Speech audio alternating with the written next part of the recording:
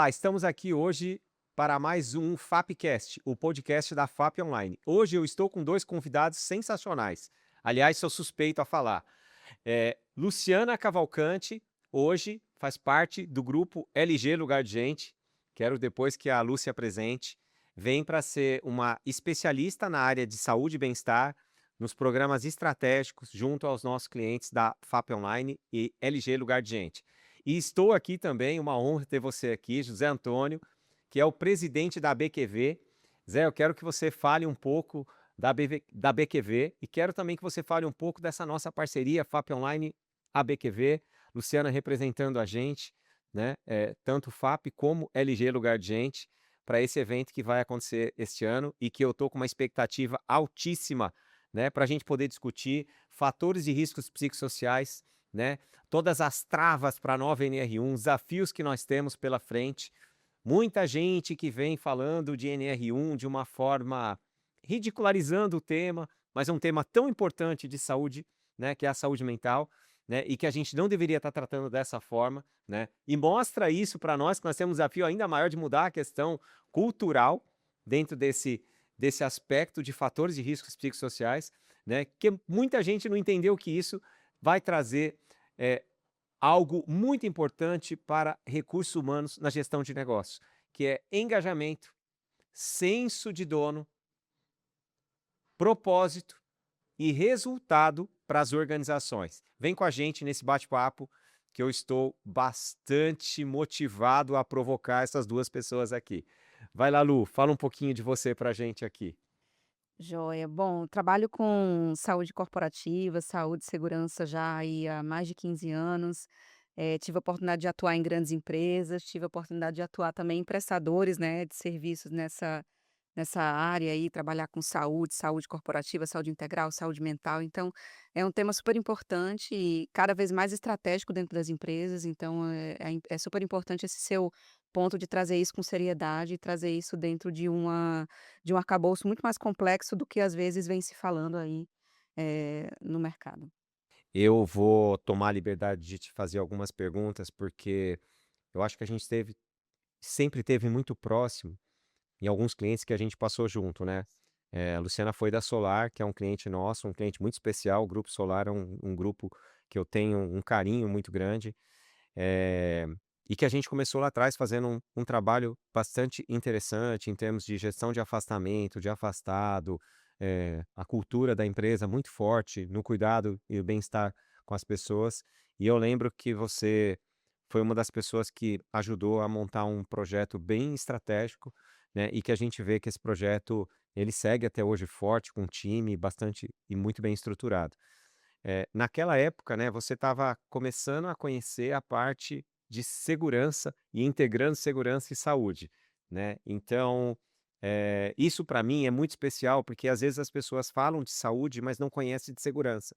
E quando a pessoa conhece na parte de segurança, ela entende que tem muitos impactos, né, no input de dados da área de segurança para a área de saúde, porque aquilo é que vai dar visibilidade para como cuidar melhor da saúde, daquele trabalhador.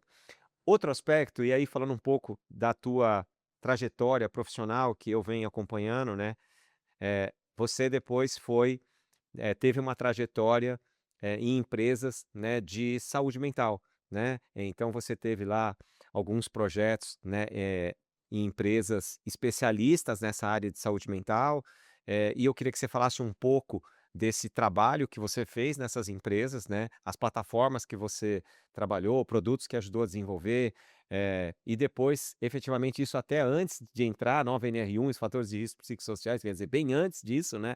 Então, assim, o que isso muda com a NR1, quer dizer, como é que era vista a saúde mental naquela época, como que ela era tratada dentro dessas, plataformas e como isso, modifica a forma de enxergar, né, esse benefício, que eu chamo isso de benefício, e a gente precisa aí depois separar o que é benefício de saúde mental para efetivamente governança, né, de NR1, né, e PGR, enfim, pensando aí no enquadramento, no compliance, separando o que é saúde mental ocupacional e o que é assistencial. Acho que esse é um ponto que eu gostaria de falar, Lu, com você. E depois você sai, e vai ocupar um cargo né, corporativo também, numa grande rede de farmácias, que é a Pague Menos, e você fez um trabalho brilhante, né, junto com todo o time, e num segmento totalmente diferente, né. Então assim, e que a gente tem desafios bastante importante, e sei da qualidade do trabalho que a Pague Menos vem desenvolvendo, desse projeto que vocês construíram juntas. E aí já numa nova perspectiva juntando saúde, né, segurança, saúde e a parte toda de apoio emocional, de bem-estar e de saúde mental. Queria que você falasse um pouco dessa sua carreira, um pouco da tua trajetória que eu acompanho, e hoje você está aqui, na LG Lugar de Gente, que eu acho que essa expertise toda que você teve, eh, em toda a tua carreira no mercado, né, vem para colaborar muito com a jornada do nosso cliente. Esse é o propósito, da Luciana hoje, nessa cadeira, bastante importante aqui para gente, pensando em saúde e bem-estar.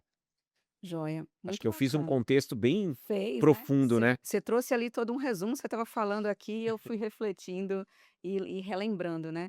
Eu acho bem interessante quando você resgatou aí o momento lá atrás com solar, por exemplo, de implantação.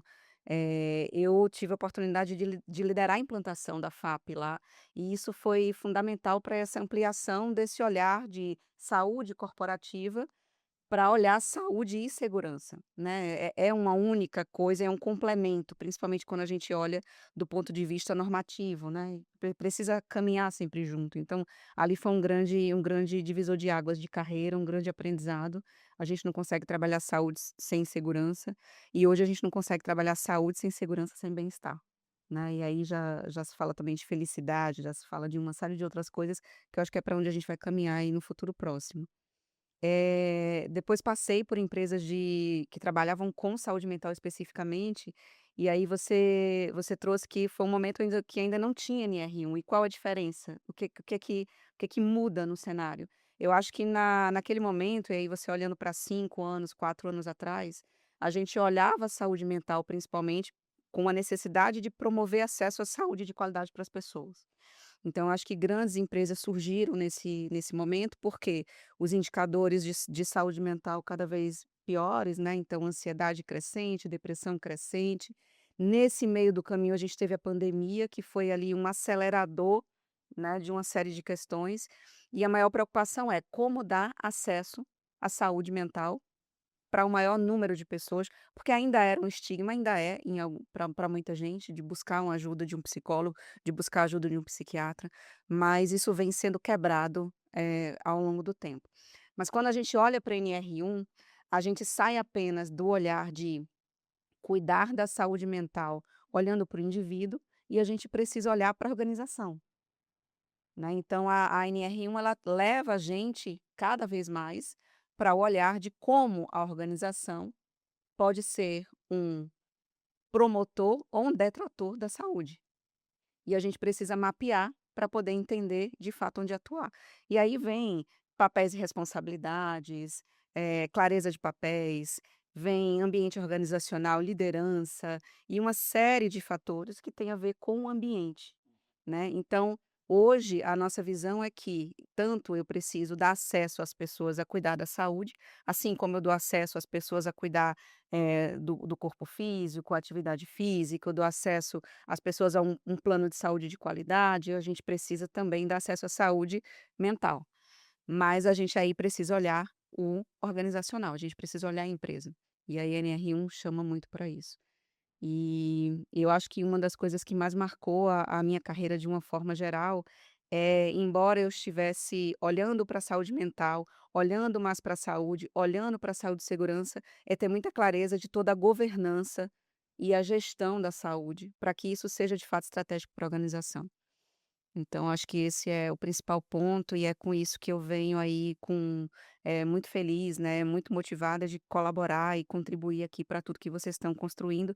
Sou aí uma pessoa, que sempre, gostou da FAP, gostou da LG, né, fui cliente também, tinha esse contato, e acredito que é uma grande empresa e estou bem motivada aí de atuar com vocês. Legal. Zé, se apresenta aí pra gente, fala um pouco da BQV, eu queria que você falasse um pouco sobre isso. O evento da BQV que nós vamos ter daqui a pouco, né, tá chegando, né, então acho que é logo depois do Conar, então conta aí pra gente como é que vai ser, quais são as expectativas. Eu queria também que você falasse um pouco do teu novo papel na Wiz, tá. Eh, Traz pra gente aí, pra gente poder saber, eh, como é que você está estruturando aí a tua vida, a tua carreira, teus desafios aí, por favor. Muito bom. Bom, primeiro agradecer, né, Mila? Obrigado aí pelo espaço, obrigado pela oportunidade, né? A FAP sempre foi uma parceira da minha vida profissional, de toda a trajetória, é uma parceira da BQV, né? Então, assim, a gente tem muita conjugação. Então, primeiro, esse espaço é importante para a gente. Agradecer, né, nosso ouvinte, o nosso espectador que participa e atua aqui, sempre vem trazendo e o privilégio, primeiro, de estar com uma pessoa que eu acho que é referência, igual você no mercado, de um amigo e do lado de uma profissional que, além de parceira de ABQV também, porque está com a gente nas comissões, apoia no Prêmio Nacional de Qualidade de Vida já há algum tempo, né? É uma profissional que eu vi a trajetória, vi, inclusive, compartilhando ali frutos da gestão dela. Então, é um prazer imenso estar com você, Lu, e com você, Mila. É, em, em suma, né? A BQV ela tem como objetivo promover saúde e qualidade de vida dentro dos ambientes de trabalho e ampliando esse aspecto até um pouco para o ambiente social. E é óbvio que todo esse caldeirão, esse movimento faz parte de uma estrutura. Tanto que nós escolhemos para este ano os eixos de transições. O tema do nosso congresso, que vai acontecer nos dias 29 de setembro, 30 de setembro e 1º de outubro, vai embarcar exatamente nisso. FAP Online vai estar lá, vai estar com presença, fazendo um trabalho dirigido, é o nosso, né, hoje o mantenedor diamante da BQV, tem ali um trabalho incrível de acreditar na marca, mas também de letrar o mercado, porque a responsabilidade nossa é técnica, é científica, né, a gente não tem cunho comercial para dentro, a gente nunca quis virar, um movimento ou de uma feira ou até mesmo de algo que fosse só exposição de marca.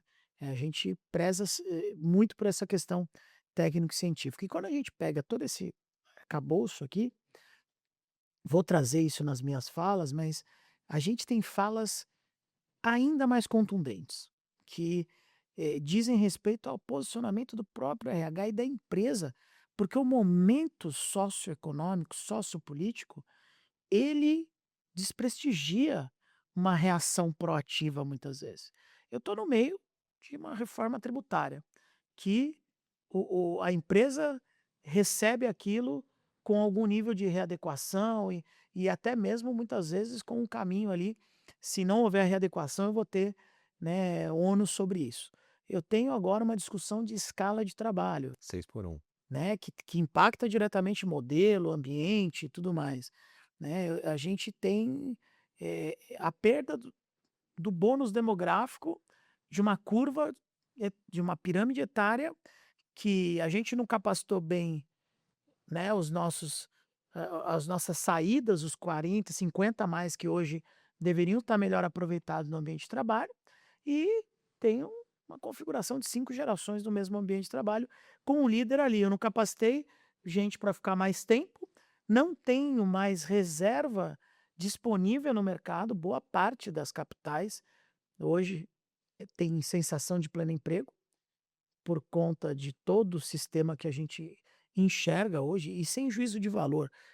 Isso tudo bate no ambiente da empresa como sendo uma orquestra ali desajustada, e ele no meio de tudo isso com esses pratinhos tentando. Então, quando cai num colo de RH, a última coisa que ele vai conseguir ali equilibrar é de fato clima, é sustentação, é capacitação da liderança, né? Porque antes vem o caixa, vem o futuro, vem a falta de mão de obra, vem turnover, vem as obrigações sindicais, vem as obrigações regulatórias. E essa fase de transições é uma preocupação que a BQV tem muito.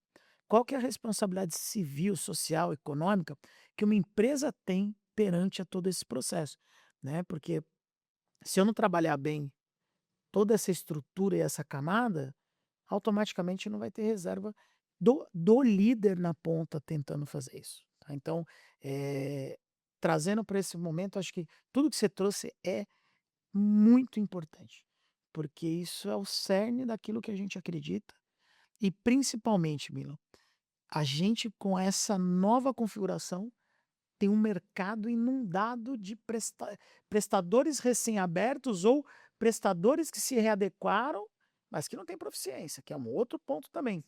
Então o RH tem essa outra dificuldade, onde que ele vai pescar, onde que ele vai buscar, qual que é a confiança, né? É muito diferente eu falar numa FAP online consolidada de anos, estruturada, ou competindo com um trabalho de prateleira que o cara está cobrando R$ 29,90 para fazer risco psicossocial. E esse ponto também é preocupante. Então, Sim, tudo isso a BQV vem se posicionando de uma forma assim, técnica e cientificamente, e é por isso que a gente estreita cada vez mais a nossa parceria, porque a gente está do mesmo lado, a gente precisa regular melhor o sistema, a gente precisa letrar melhor essa liderança. Esse é o grande perfeito. ponto. Sensacional. Eu vou aproveitar esse momento e vou dizer uma coisa para você assim, ó. Eh, Às vezes as pessoas podem estar perguntando, né: "Ah, mas o que que uma executiva na área de saúde e bem-estar vem fazer parte de uma empresa de recursos humanos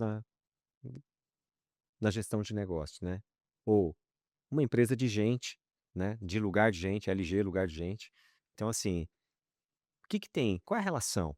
E aí, Lu, eh, no desenho que a gente vem estruturando, quanto o RH pode apoiar as organizações pensando não só na NR1, principalmente na NR1, porque o RH, de verdade, vou falar uma coisa aqui, eu sei que como eu sou sempre muito direto, né, eu sempre tenho gente que gosta ou me ama ou me odeia, né, então e não tem problema, eu gosto de todo mundo. Mas assim, eu acho que eu sou muito transparente em dizer isso, quer dizer, o RH hoje está muito perdido com relação ao que é a NR1, porque o RH efetivamente, e eu posso falar isso com muita propriedade, entendeu? Eu converso com clientes todo dia. Se eu falar alguma coisa diferente disso, eu estaria enganando o público que está ouvindo a gente. O RH não sabe o que é NR1, né? Por isso que tem muitas empresas que, em propagandas de televisão, vende um apoio de saúde mental, dizendo que cumpre. Ah, aqui você cumpre a NR1. Ele não cumpre a NR1. Não tem nenhuma relação o apoio psicossocial que você dá ou psicológico que você dá para o funcionário com a implementação da NR1. Aliás, a NR1 nem pede isso. Isso é um benefício. E a gente precisa separar o que é benefício e o que é gestão e governança.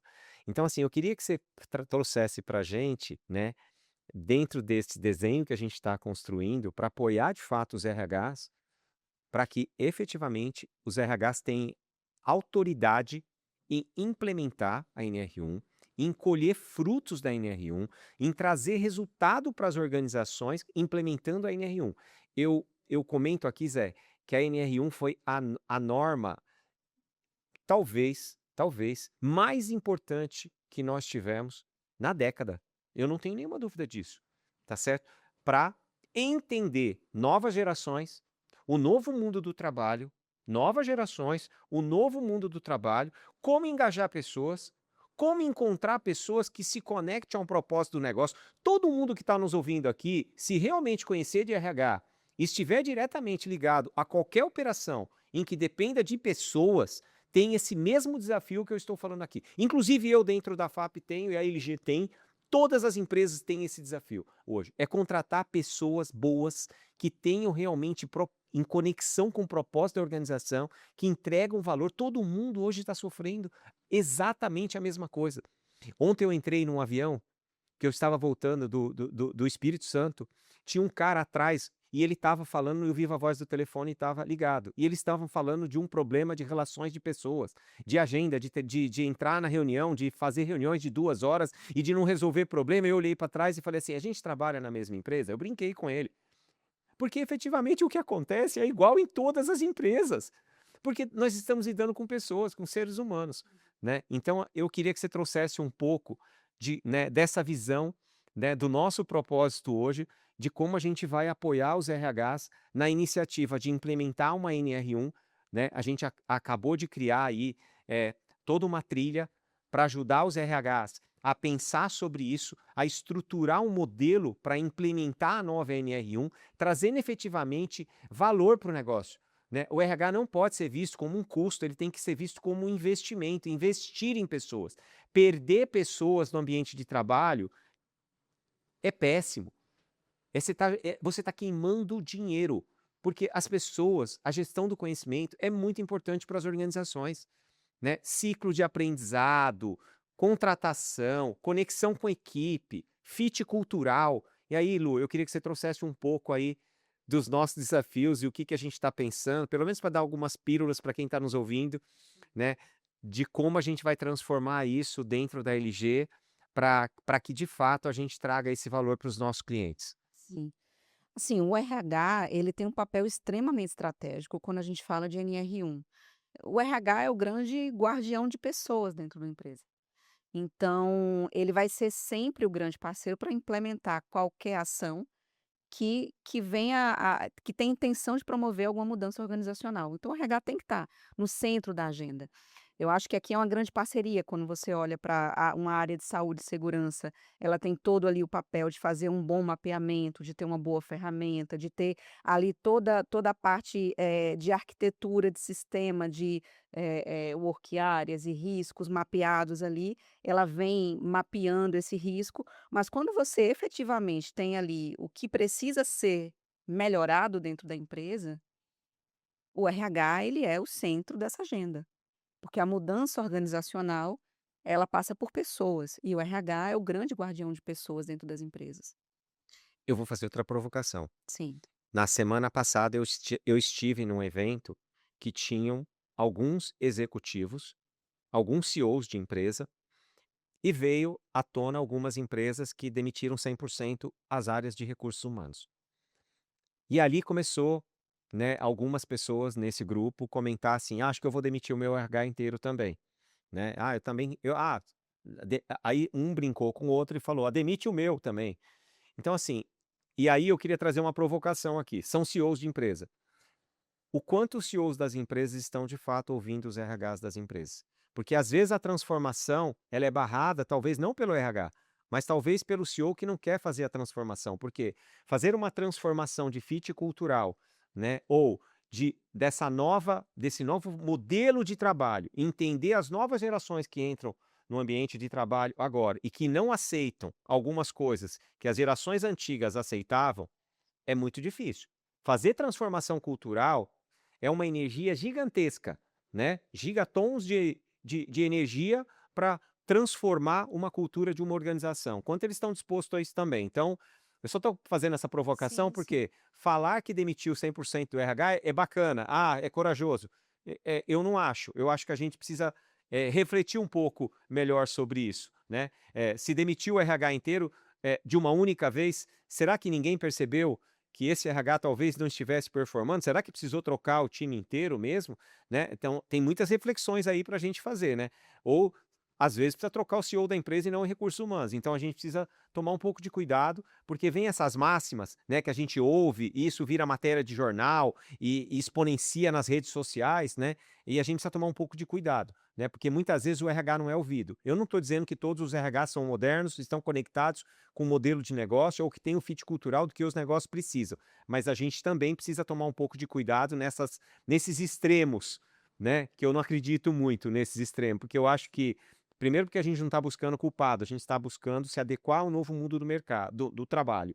E segundo, é que a gente sabe que a composição, né, de uma cultura ideal para uma organização passa por diversos interlocutores, inclusive o RH. E talvez o mais importante sejam as diretorias, gerências, mais do que o RH muitas companhias. Então eu queria também entender um pouco como que você vê essa essas, eu diria assim, essas mensagens do mundo do trabalho. Eu tenho acompanhado bastante essas matérias e algumas questões que têm saído sobre esse tema. Eu acho que aqui tem um ponto muito importante que é o RH, ele para realmente ser um promotor de mudança, ele precisa ser um RH estratégico. Então, primeira coisa aqui, a gente não está falando do RH de antes, que era um RH que tocava folha, benefício e tocava ali os processos básicos para que a empresa andasse ali, mas muito numa linha de compliance. É, como um DP. Então aqui a gente está falando de, para fazer uma mudança organizacional, tem que ser um RH com olhar estratégico e com olhar de negócio. Por outro lado, Até porque isso o Lígia Pro vai fazer sozinho daqui a muito pouco tempo. olha aí, só que isso também precisa de que tenha uma liderança, e que tenha uma alta liderança, e que tenham as lideranças também entendendo o papel delas na gestão da mudança, né. Então assim, aqui a gente precisa sempre olhar para os 2 lados. Então, qual o papel do RH como RH estratégico? E também como essas lideranças entendem o papel delas na gestão de qualquer mudança. Então existe ali uma responsabilidade dividida também. E que às vezes fica ali, o RH querendo fazer alguma mudança, o RH querendo provocar uma transformação, e a liderança ali não conseguindo enxergar ou não vendo valor, e às vezes você tem uma liderança que de repente enxerga valor e um RH que não é estratégico. Então, aqui eu acho que é pensar que o mundo ideal, ou aquele mundo que a gente precisa caminhar, é onde você tem um RH estratégico e uma liderança que esteja de fato entendendo o seu papel. Porque sempre que a gente falar sobre mudanças organizacionais, saúde, saúde mental, NR1, não se engane que a liderança também tem um papel fundamental, porque a liderança é que está no dia a dia com o time.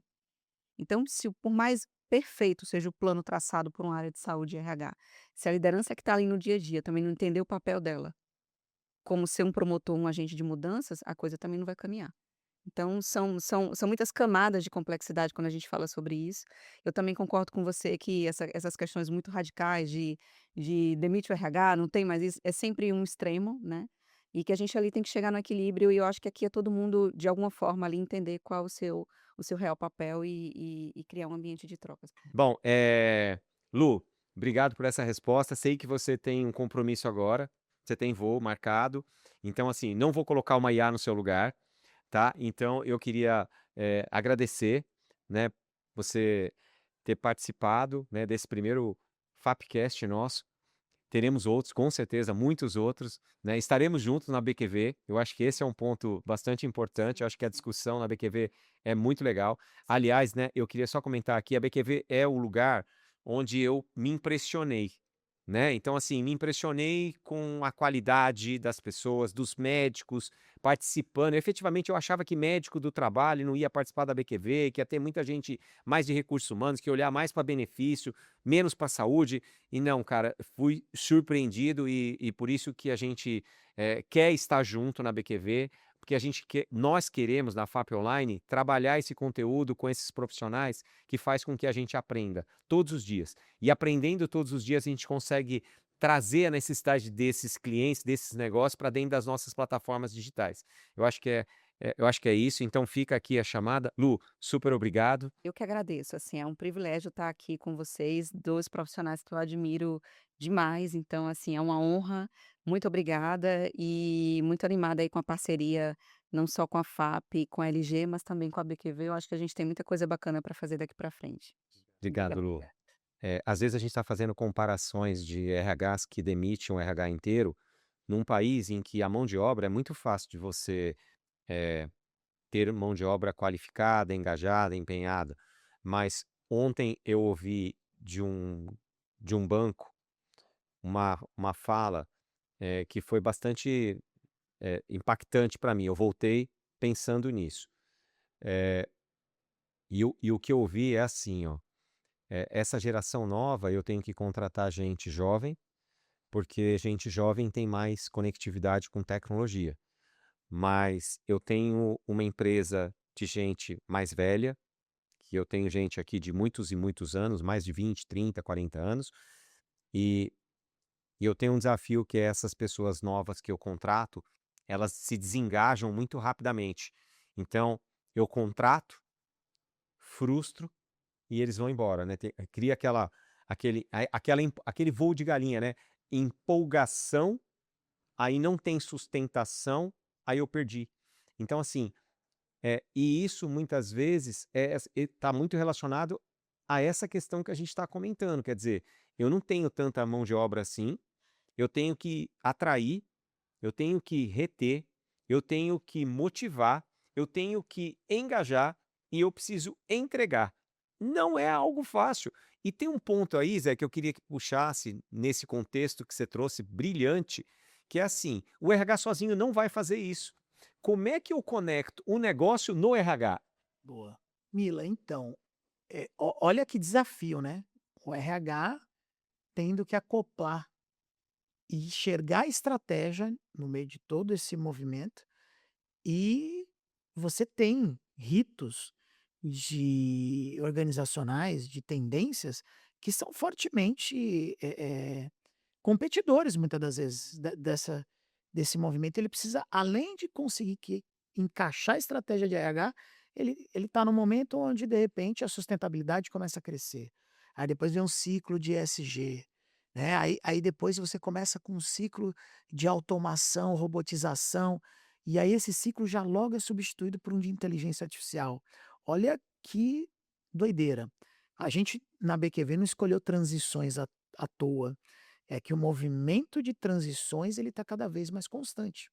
Então, o RH ele tem que ser, para ser estratégico, ele tem que ser um grande antecipador e um facilitador dessas transições. Por quê? Porque ele tem que ler a tendência, ele tem que trazer isso para dentro do C-level, trazer qual que é de fato a estrutura que aquela instituição, organização, como ela quer tratar aquele tema e dali começar a fazer o letramento e a ativação dos líderes, porque se ela deixar para ser reativa, né, então agora eu tenho 5, tenho tudo isso que a gente falou, tenho 5 gerações, preciso lidar com turnover tocado, eu tenho baixo pertencimento, clima organizacional com um monte de coisa na hora que eu faço um screening, e eu tenho que instalar inteligência artificial na minha folha, tenho que automatizar meus benefícios. Ou seja, esses competidores, né, se eu não estabeleço quem de fato vai fazer o quê, com a ordem das prioridades, invariavelmente eu vou me perder numa transição ou em algumas transições.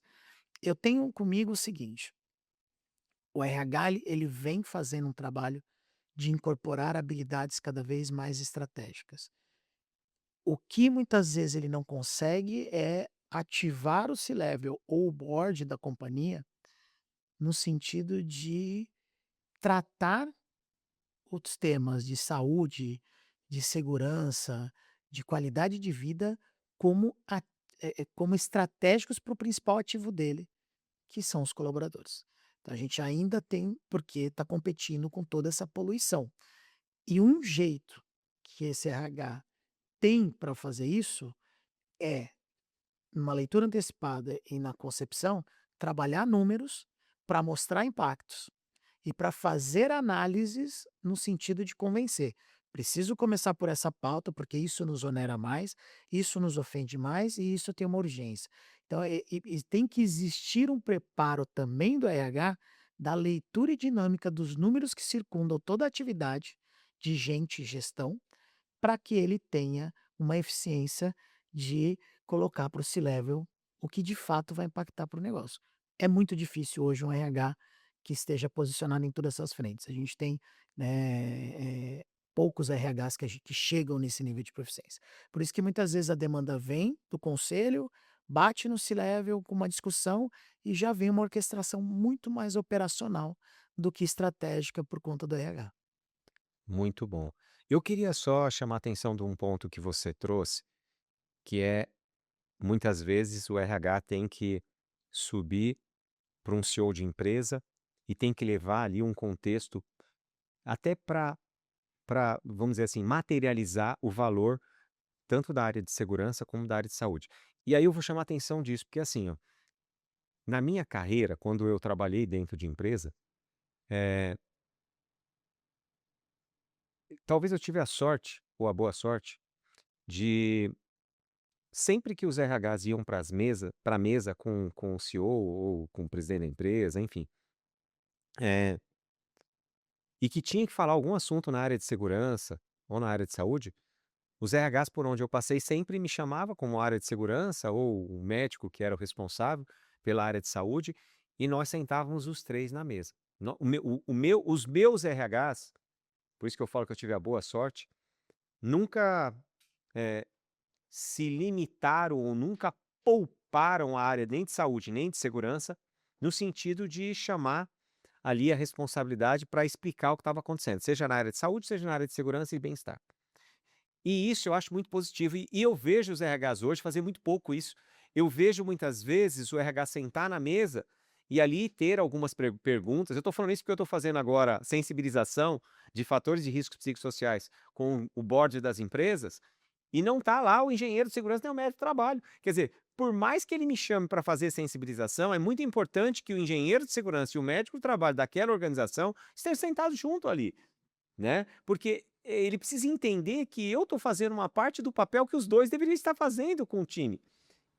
Deu para entender? Então isso é um ponto muito importante, porque é uma forma, primeiro, da gente fazer com que a engenharia de segurança se coloque nesse papel e a medicina se coloque nesse papel. O SESMIT precisa fazer o papel deles, né? Então eu acho que um grande, eu diria, orquestrador desse modelo de gestão está nas mãos do RH. Eu acho que muito bem colocado, e aí fica uma dica. Eu acho que isso é uma lição bastante importante, e eu tenho certeza que os RHs que fizerem isso vão ter mais sucesso.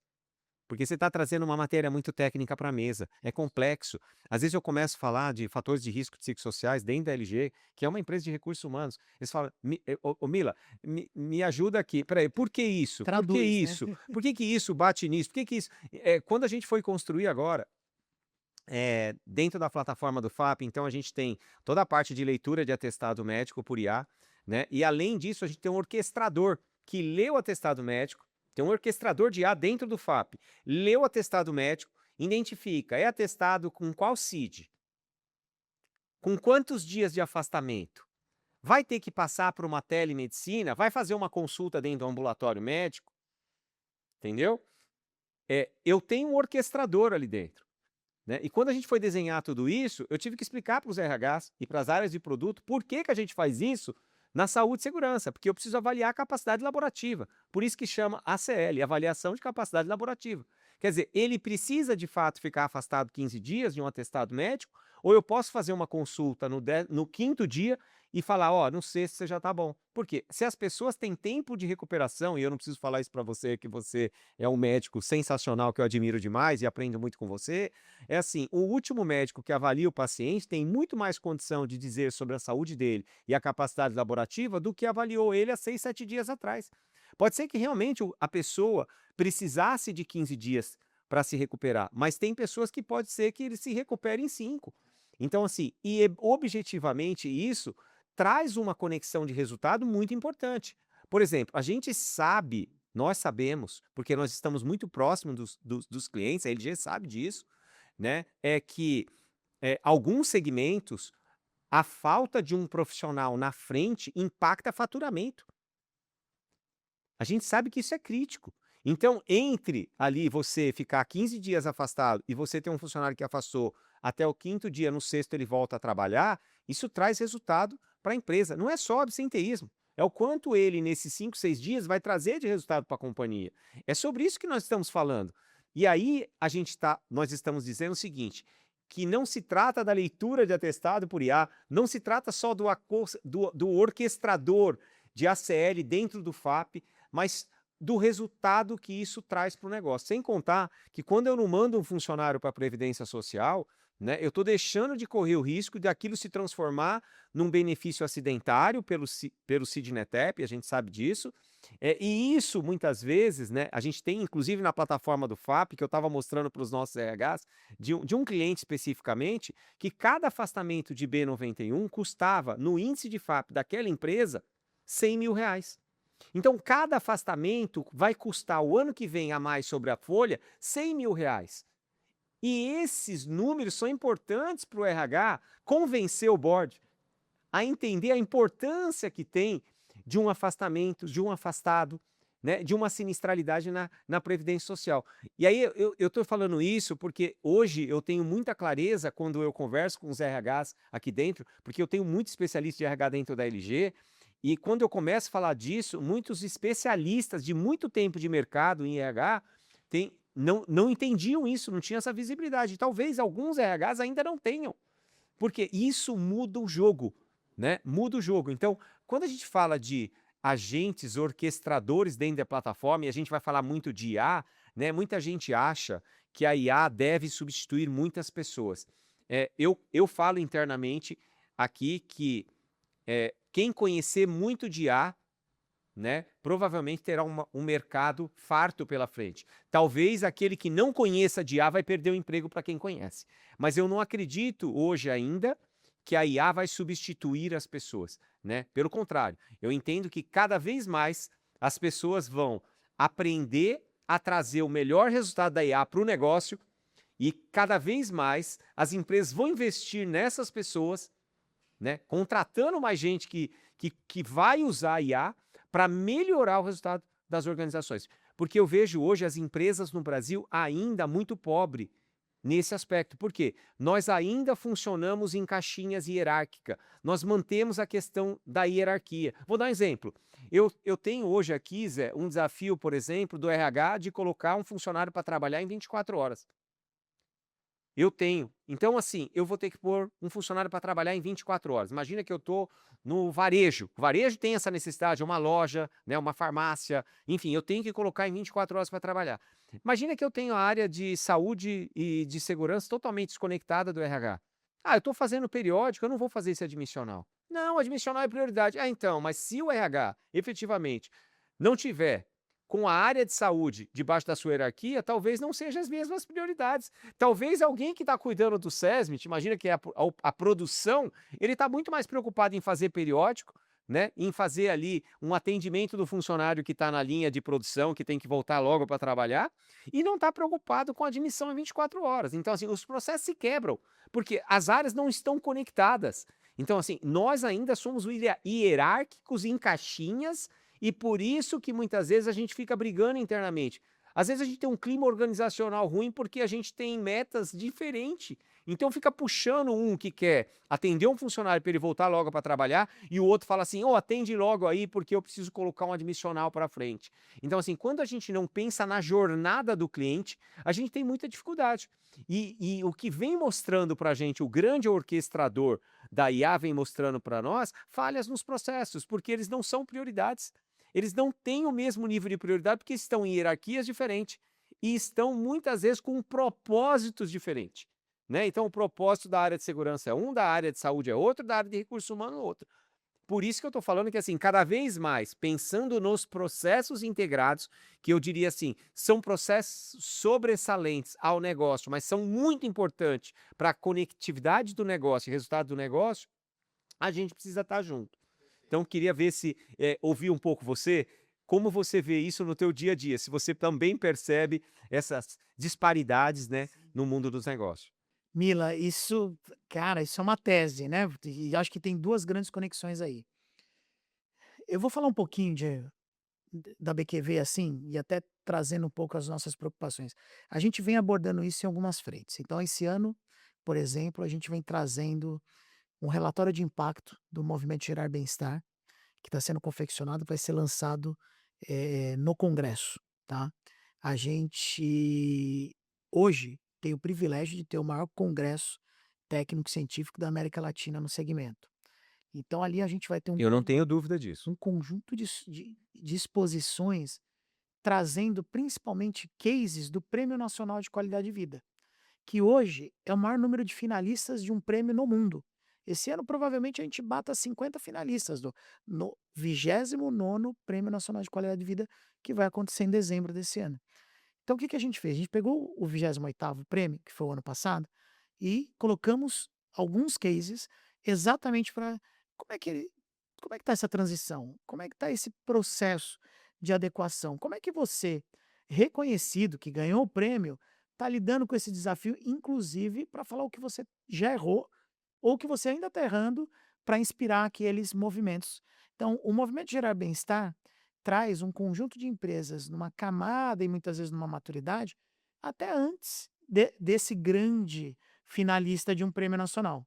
Então, do P, do M, do G, a gente está preocupado com esse letramento em toda a jornada da BQV. Discutindo muito e ouvindo agora a tua fala, me vem dois conceitos que eu vou tentar interligar. Não sei se eu vou ter sucesso, mas vamos ver se a gente consegue. O primeiro deles é o seguinte: quando eu tenho, né, essa questão do conhecimento embarcado, né, a gente as empresas gastam e investem tempo, recursos para mapear e fazer o user experience do cliente. Mas eu quase não vejo este mesmo arcabouço, essa mesma estrutura para mapear o user experience do interno, do colaborador, da jornada dele passando pela área do admissional, fazendo periódico. Que você falou, poxa, o varejo. E um offshore? Eu atendi offshore que tinha 48 horas para embarcar, senão era multa se atrasasse a saída da embarcação, que tinha pelo menos 50 pessoas, para serem alguns deles, 15, 20, sendo admitidos nas últimas 48 horas para entrar na embarcação. Então, olha o tamanho do desafio. E ainda com protocolos internacionais, com a parte de Sim, marítimos que você conhece super bem, o tanto de legislação adicional que a gente tem. Então, quando a gente mapeia isso, isso vira uma cadeia de valor. O que de fato gera valor? E aí eu não estou falando, e aí tentaria ser um modelo para resolver um pouco, né, o RH virar junto com essas áreas um guardião da jornada dessa entrada e não da segmentação. "Ah, eu estou fazendo periódico, não vou fazer o admissional", ou "A gente tem os LTCATs para soltar agora aqui, não vou reescrever essa área que a gente acabou de incorporar ou essa ampliação de planta que a gente vai fazer", que é ultra estratégico, está exposto, pode ter, né, vou abrir uma área nova, se ela não tiver plenamente mapeada, começar numa área que possa ter um acidente ou um risco deflagrado é sinônimo de que eu não fiz a coisa certa, né. Ou fiz a coisa certa e mesmo assim deixei, né, o queijo suíço ali com buracos o suficiente para chegar ao risco do outro lado. Eu tive o privilégio de fazer parte de uma companhia durante 13 anos que eu, capitaneei as áreas de saúde, segurança, qualidade, meio ambiente, e vi o quanto que a gente sofreu na transformação da cultura de segurança. E muito disso era pela falta dessa unicidade da jornada. Ou seja, a gente não enxerga a jornada de forma única, ela está segmentada em vários setores. Inclusive, o líder que recebe esse colaborador na ponta não tem ideia do esforço que aconteceu e das etapas que foram vencidas para ele sentar lá na cadeira e começar a operação 24, 48 horas depois. Ele não sabe disso. Então, falta esse orquestrador na grande maioria das empresas. Quando a gente automatiza, quando a gente traz inteligência para o processo, e isso é muito perceptível, várias áreas estão fazendo isso para ganhar eficiência, logo vem a dúvida: poxa, eu vou substituir um humano, eu vou tirar recurso da ponta, eu vou diminuir efetivo. Isso é porque a gente tropeça num conceito de conhecimento. Por quê? Quando a gente põe um algoritmo com uma inteligência artificial para funcionar, ele vai nas evidências técnicas, científicas, ele vai no conhecimento explícito. Só que ele não tem a manha do dia a dia. Ele não adquiriu a experiência da rodagem, do que dá certo ou errado, pelo risco do negócio, pela rotina do negócio, pela característica do negócio. E isso está num outro campo, que é o conhecimento tácito. E as empresas que estão saindo na frente, que a gente vem percebendo, elas estão deixando a IA, e todo o arcabouço ali de automação, incorporar o conhecimento explícito e valorizando profissionais com senioridade e capacidade de identificar essas manhas para treinar esses agentes e ser meio que um guardião do refinamento do processo que amanhã vai ser feito por uma IA. É uma IA treinada por um humano muito eficiente. Eu vou trazer um comparativo com a medicina. E você vai se enxergar nisso, porque a plataforma de vocês faz isso de forma muito eficiente. Pensa bem: "Ah, daqui a pouco eu não preciso de médico. Eu transcrevo o prontuário, sai diagnóstico". Eu venho falando muito isso nas minhas mídias. A IA é um componente de segurança para agilizar o processo. Aqueles 15, 20 minutos que eu gastaria com papelada, com notificação, ele pode estar sendo transcrito. E é exatamente essa hora que o médico experiente vai aproveitar para usar esse tempo para colocar o paciente na maca, deitar, examinar, fazer o exame clínico o mais E pormenorizado conversar possível. com ele, né. E ter o contato no olho a olho, físico, aquela coisa que é o offline, né, ou seja, é o analógico, que isso não é substituído.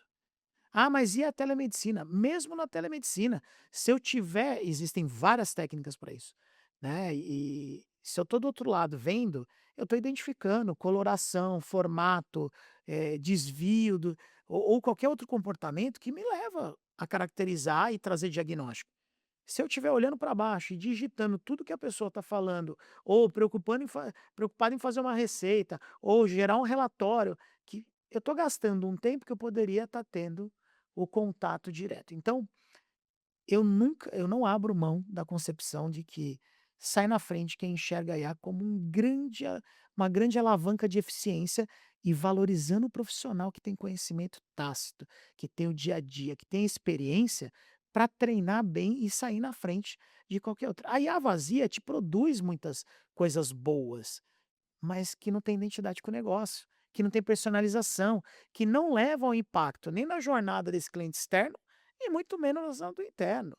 Se não tiver o guardião ali fazendo esse trabalho de enriquecimento e que hoje se fala muito, tem que ter o prompt certo, tem que fazer o carregamento adequado, a gente não vai ter o maior nível de eficiência. Então, assim, uma IA bem treinada nunca vai substituir, porque ela vai fazer um trabalho de agilizar muita coisa e, do outro lado, eu vou valorizar a senioridade e a conquista técnica que aquela pessoa chegou ao longo da vida dela. Legal. Bom, eu vou aproveitar que eu já fiz essa pergunta aqui, questionei aqui a Luciana, e eu vou estender essa pergunta para você. Hoje a FAP Online é a única empresa que efetivamente está conectada com um bom dia ou até logo. Por que isso? Vou te explicar. Hoje nós temos a parte de recrutamento e seleção, admissão digital conectado com saúde e segurança. Até porque nós sabemos, né, eh, eu diria assim, do grande desafio que a gente tem em contratar pessoas que tenham capacitação, tenham habilitação e tenham formação para exercer uma série de atividades. Isso está dentro do FAP. Eu no processo de recrutamento e seleção, eu tenho ali uma série de requisitos da vaga, em que eu já vou alimentar com os dados da folha. Então, assim, eu acho que a LG fez essa conexão, né, e hoje está comigo, hoje está na minha gestão isso, toda a parte de admissão digital e homologação digital, né. Da mesma forma que eu tenho que na admissão digital eu tenho todo um desafio de trazer os documentos compliance de uma NR10, de um eletricista, de um ambiente confinado, né, de uns serviços com máquinas e equipamentos, né, com prensas, equipamentos rotativos, enfim, atendimento a todas as normas regulamentadoras que se conecta com a parte de FAP e que leva esses dados diretamente ali para um processo de admissão digital, né, leva o ASO também, leva toda a parte de exames complementares, que isso é o mais comum, é básico, né, mas que também está ligado exatamente aos riscos de exposição, e eu estou comentando isso porque às vezes muitas vezes os RHs não percebem isso, né, o valor nisso, e isso tem um valor importante, e muitas vezes os CEOs de empresas não sabem que existe todas essas conexões, talvez nem passe pela cabeça deles, toda essa conexão de dados e de compliance que a gente precisa ter num processo de admissão. A gente também tem o desafio quando vai fazer a homologação, quando vai desligar um funcionário, né, para saber se ele está num período que ele pode ser desligado, né, se ele tem ali a idade, né, porque às vezes ele está em pré-aposentadoria, a gente tem ali uma série de dados importantes para poder fazer um desligamento de uma pessoa, né, mesmo que seja uma demissão ou que ele queira ali pedir um desligamento, né, então como é que a gente faz todo esse processo de homologação? E a gente também tem a possibilidade de fazer homologação hoje, né, com agente de IA, que efetivamente o funcionário não quer entrar para fazer uma admissão, mas ele quer só assinar os documentos, e a gente já tem um agente de IA que explica toda a rescisão para o funcionário entrando ali no nosso portal, né, da LG Lugar de Gente. Então, assim, eh, eu tenho hoje a LG vem cada vez mais conectando saúde e segurança na parte de recursos humanos, não só para garantir o compliance, a agilidade dos processos, e é bem sobre isso que a Luciana estava respondendo. Eu queria saber aí a tua opinião, se você entende que a conexão desses aspectos que o agente de IA está orquestrando dentro das nossas plataformas traz valor para o cliente final aí, que seja aí os RHs ou sejam as unidades de negócio. Talvez mais para o negócio efetivamente do que para os RHs, né. Perfeito. Eu vou tentar exemplificar aqui com 3 situações diferentes 2 delas da BQV e uma delas aí dentro da UIS. A gente vem discutindo muito essa questão dentro do nosso MBA. A gente tem um MBA com indo para 20 turmas já formadas dentro da BQV. É o MBA mais longevo de qualidade de vida, né, fica dentro da plataforma da Associação Paulista de Medicina, ou seja, a gente nasce com cunho científico, a gente não é comercial, tanto que a gente tem um ticket muito vantajoso, porque e a gente traz caras de nome do mercado, do Brasil inteiro, que tem comprovação, que são inclusive vencedores de PNQV, são nossos palestrantes em eventos nacionais e internacionais e que estão ali com a gente pelo propósito. E uma das coisas que a gente vem falando é a gente ampliar esse aspecto. O aspecto do antigamente a gente vinha falando até pouco tempo, a interação entre o ocupacional e o assistencial. Isso aqui já está ficando meio para trás, porque é o ocupacional, o assistencial, dando suporte na decisão de people analytics, que nunca foi tão bem feito assim, e que deixa de ser estratégico lá na entrega na ponta. E no MBA a gente tem módulo que a gente fala exatamente de impacto estratégico no negócio, que é o tema central nosso do MBA. E lá a gente fala exatamente isso, essa entrega muda a condução de reputação, muda a condução de credibilidade, muda inclusive a percepção de produto na ponta.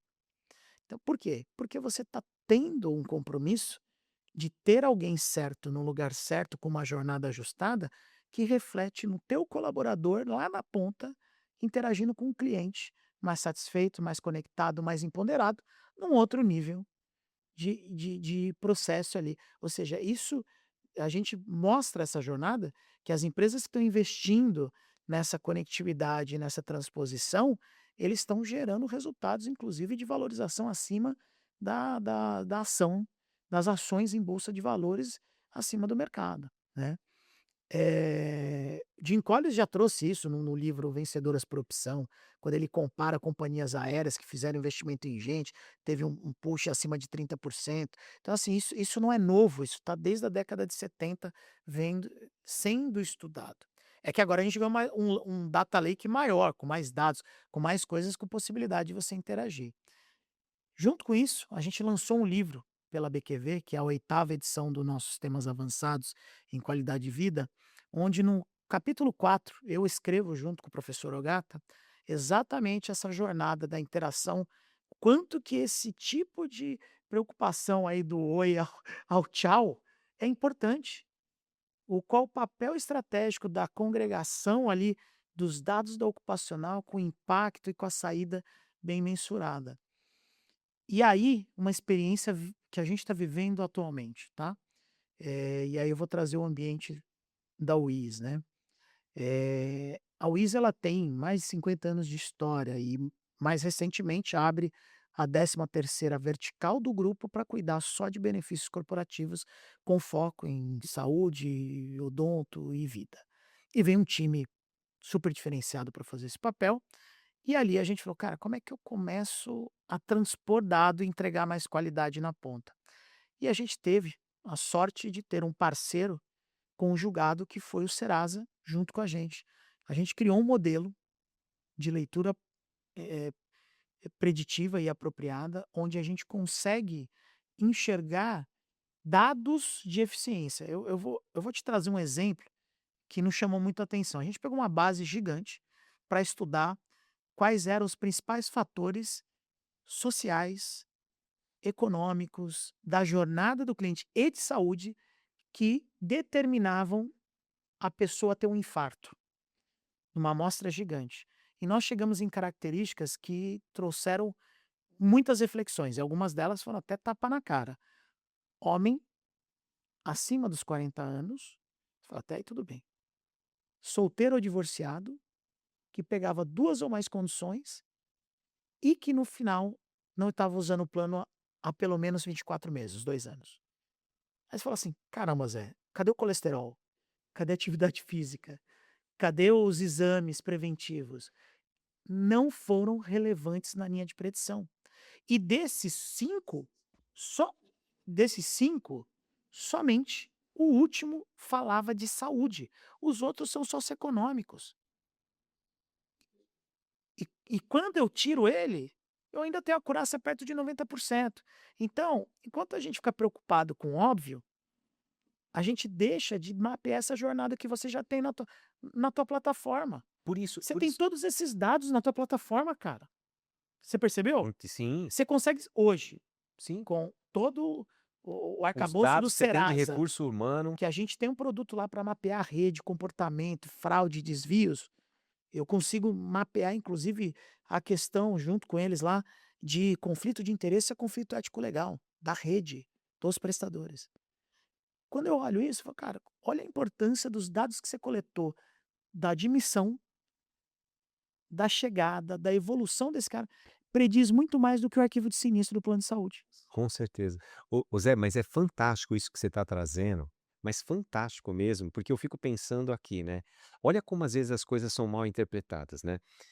Eh, Muitas vezes o que o RH quer contratar é alguém, hoje, que mora próximo do lugar onde ele trabalha. Todo mundo quer contratar alguém que mora perto.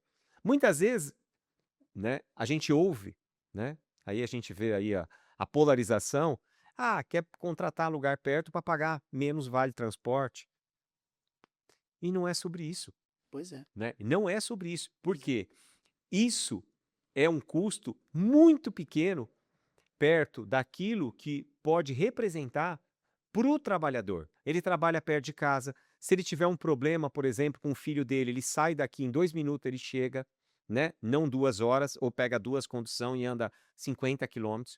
Quantos trabalhadores têm essa característica? E aí, Zé, eu vou puxar uma coisa aqui para a área de saúde, eu vou puxar isso para a telemedicina. Essa é uma das coisas que eu sei que as pessoas não gostam. O Eduardo é a favor da telemedicina. Sou muito a favor. E eu sou cada vez mais a favor da telemedicina. Porque eu falo isso, porque eu tenho clientes, que o trabalhador tem que andar 40 quilômetros para achar uma clínica próxima, porque ele é do agronegócio. Você imagina você ter que ir numa clínica a 40 quilômetros, você perdeu o dia de trabalho. Não pensa que o trabalhador fica feliz em perder um dia de trabalho por causa disso, não. Ele não fica. Você entende? Ele chega no médico, muitas vezes, e pior, Zé, muitas vezes ele é mal atendido na clínica.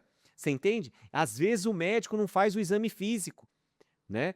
Eu estava aqui conversando esses dias aí com o Francisco, né, que é o presidente aí da Associação de Medicina, falando com ele, doutor Francisco, falando com ele exatamente sobre isso, cara. E aí ele vai, anda 40 quilômetros, eu dei esse exemplo para ele. Isso é o caso real.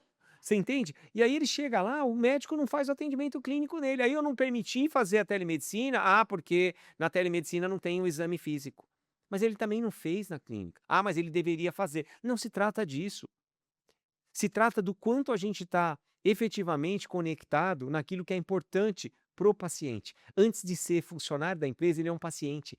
Eu minimamente, se a gente de fato é democrático, minimamente, se a saúde é democrática, eu quero saber como eu quero ser atendido. Vou dar um exemplo para você. Vou dar um exemplo para você. E eu não sou contra aí num consultório médico, pelo contrário. Esses dias, minha esposa estava com tosse e tal, não sei o quê. Eu falei assim: vai no médico, porque provavelmente vai pedir um raio-x, alguma coisa tal. Ela falou: não vou fazer o atendimento por telemedicina. E deu antibiótico para ela, tudo por telemedicina.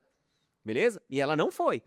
Nessa situação, eu acho que ela devia ir. Eu não tô dizendo, mas nesse aspecto há uma democracia, porque você escolhe se você vai ou não na telemedicina. Por que que na saúde ocupacional é diferente? Porque é muito diferente uma pessoa ir numa clínica, perfeito? Para fazer um exame de saúde, eu não estou fazendo um exame de doença, porque isso é uma coisa muito diferente, eu queria pegar esse aspecto, porque se eu estou doente, eu vou no médico, mas quando eu faço um periódico, eu estou fazendo para ver como está a minha saúde, não a minha doença, entende? Então, assim, isso há uma discussão inglória. Eduardo, você não é médico, eu não sou médico, mas eu leio muito, muito, e como, inclusive, está se fazendo medicina no mundo, e nós estamos muito longe da medicina que está se fazendo no mundo. As pessoas estão muito longe disso. Esse exemplo que você traz, né, do dado que não tem quase relação com saúde, mas fala sobre a saúde, né? E aí, voltando para um desafio que a gente tem, Zé, que eu estou trazendo alguns assuntos bem polêmicos aqui mesmo, o quanto muitas vezes essas condições, né, do dia a dia de um ser humano ou de uma pessoa impacta efetivamente não só na saúde, mas na vida dela, né? E isso tem uma relação muito importante com fatores de riscos psicossociais, porque o quanto muitas vezes um desequilíbrio emocional, uma compulsão por jogos, por bebida, seja lá o que for, né, diminui o tempo de vida dessa pessoa, ou vai trazer um transtorno na vida dessa pessoa de uma forma talvez não muito rápida, em alguns casos talvez até sim, algumas coisas crônicas, né? Enfim, ou não. Ao longo do tempo, quanto isso vai trazer, né, o encurtamento da vida dessa pessoa, né? Eu estava conversando com o Alex esses dias, um amigo que conhece muito de tecnologia, ele estava falando dos anéis, né, que monitoram, né, os sinais vitais de saúde e que nos Estados Unidos as empresas de plano de saúde estão olhando para isso e as pessoas que são monitoradas todos os dias têm um sinistro muito mais paga um prêmio muito mais baixo, porque são monitorados, porque cuidam da saúde, né? E fala, inclusive, num plano para a terceira idade, de como a pessoa vai envelhecer, e se você tem mais de 5 anos do monitoramento do anel, que vai mostrar como que é teu sono, como é tua alimentação, que inclusive o anel agora, na versão 5, tá te falando até para você assim, ó, você está com sinal X, Y, Z reduzido, e você pode ter problemas de saúde nos próximos dias. Cara, eu estou fazendo uma né? Eu estou sendo preventivo em dizer para você, ó, melhora isso, porque senão você pode ter um problema de saúde. Cara, é sobre isso que a gente está falando de saúde, né? E no Brasil a gente está querendo limitar, né, um trabalhador de fazer um exame de telemedicina, que na época da pandemia eram muito mais bem qualificados do que os exames realizados numa clínica de saúde ocupacional. Primeiro, porque na clínica eu vou ter que ficar em fila, e na telemedicina eu vou ser atendido no horário que eu agendei. Esse é um ponto, né? E ficar 2 horas o trabalhador na clínica, pode? Ah, pode. 4 horas, pode? Pode. 5 horas, pode. Porque a clínica, que compromisso ela tem? É por ordem de chegada. Porque hoje, Zé, acabou. Esse negócio de consulta marcada nas clínicas não existe mais. É ordem de chegada. Todo mundo foi para a ordem de chegada. Tá certo? Então, quanto isso prejudica o funcionário da minha empresa? Então, de novo, né? Eu sei que eu sempre puxo o tema da tele, porque isso para mim é uma aberração. É uma aberração a medicina do trabalho fazer isso com a gente, né? Quando a gente deveria. O médico não vai perder espaço, o médico não vai perder qualidade no atendimento, e o médico ainda pode se apoiar, sim, no exame físico, quando ele entende que é necessário, né? Então, assim, eu acho que esses são alguns pontos que mostram como o dado estatístico vai levar a gente lá na frente a ter certeza, né, que a telemedicina pode ser, sim, utilizada, pelo menos não em sua totalidade, mas nos casos, por exemplo, onde você tem uma ausência de risco ocupacional, né, ou aonde você tem também uma falta de clínicas na região, onde o deslocamento é muito grande ou o transtorno é muito grande para o trabalhador. Eu acho que são alguns pontos que são bastante sensíveis e importantes, né? Outra coisa que eu acho que é muito importante, que também se discute isso muito no mundo do trabalho lá fora, peraí, se eu tenho um plano de saúde, né? Eu normalmente, quando você tem um plano de executivo, né? Você faz ali um check-up, né? E nos países desenvolvidos já está se pensando que nesse check-up, para qualquer tipo de plano de saúde, eu faço os exames complementares necessário pelo risco de exposição que o trabalhador tem. Então, se eu fizesse um preventivo no plano de saúde, eu não precisaria, né, estar colocando o trabalhador para ir para a clínica fazendo, já que o plano de saúde E assumiria muitas vezes fica em esse tipo de duplicidade, né, exposição. Mila? Duplicidade. A maior parte do Brasil hoje faz duplicidade, porque as pessoas ficam fazendo, né? Quanto? Se eu pegar hoje qualquer operadora de plano de saúde, tenho certeza, se eu pegar a Mil, se eu pegar a Bradesco, se eu pegar qualquer uma e falar para eles assim, me mostra aí, por exemplo, né, o José, o Pedro, a Maria, né? Ah, que tipo de exame eles fazem no ocupacional? Ah, hemograma, acuidade visual, não sei o que. Não sei o que. Ah, e no plano de saúde? Hemograma, acuidade visual. Não sei o que. Aí o que? Hemograma, acuidade. Pô, cara. Então, assim, eu fico repetindo os exames porque eu não cruzo o dado. Então, quanto que isso deixa de dinheiro no país? Lembrando que esse mercado é 5 bi hoje, em ocupacional. 5 bilhões em exames ocupacionais. Todo mundo está de olho nesse mercado, né? E o quanto a gente é inoperante nesse negócio. quanto é ineficiência, desculpa, quanto a gente é ineficiente, porque a gente gasta dinheiro com exame e não cuida da saúde. Quero te ouvir sobre isso. Olha, e eu acho que na saúde como um todo a gente tem uma margem muito grande de ineficiência. A Eu falo gente 5 bi no ocupacional, mas é tão pequenininho perante ao sim, pequenininho demais perante ao assistencial, né, a gente claro. está falando de 4 a 5 bi só de desvio e fraude no assistencial, Sim. tá. Então assim, só para você entender, O nível é então astronômico. pois é. E aí eu vou tentar aqui, você trouxe muita coisa interessante, muita coisa que é fato. Eh, a saúde, se a gente parar para pensar, quem que é regulado, de fato, pela saúde? Você tem eu tenho uma agência reguladora de saúde suplementar hoje no país. Ela regula as operadoras, né, que tem ali que controlar toda a sua rede credenciada. A gente tem hoje um volume disperso, só de corretoras no Brasil são mais de 30.000 corretoras. São a gente tem mais de 40 a gente tem mais de e da mesma forma, a gente tem mais de 60.000 produtos de saúde registrados na ANS. Muitos deles nem vida constam, alguns são particulares. Então assim, quando a gente tem uma diversidade tão grande, é porque dificilmente alguma coisa está funcionando direito.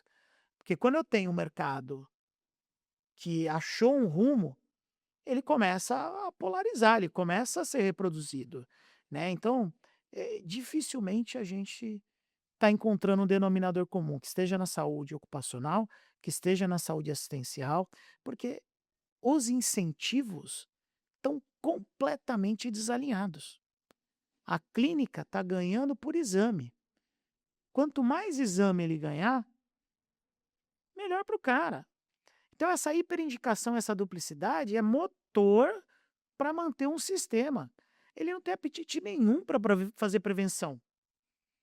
Ele não tem um compromisso com a empresa de falar: "Pô, esse exame aqui não deu alterado. Qual que é o tempo de verificação? Esse tipo de risco aqui, eu posso passar a não ser mais anual a verificação periódica, clínica desse cara". Ou até mesmo discutir de forma regulatória apropriada quais riscos de fato eu preciso ter. A avaliação física ou a avaliação por telemedicina. Então, essa falta da orquestração, né, ela também tira a munição do regulatório de conseguir tomar uma decisão rápida.